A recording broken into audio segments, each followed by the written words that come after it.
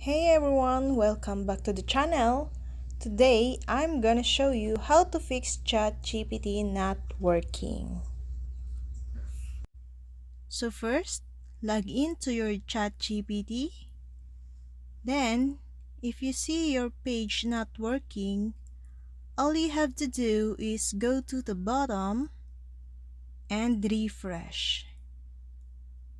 It will fixing himself. That is simply fixing it work. Or, you need to try on airplane mode and Wi-Fi mode.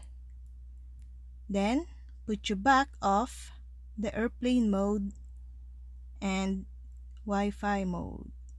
It will fixing your Chatgpt page.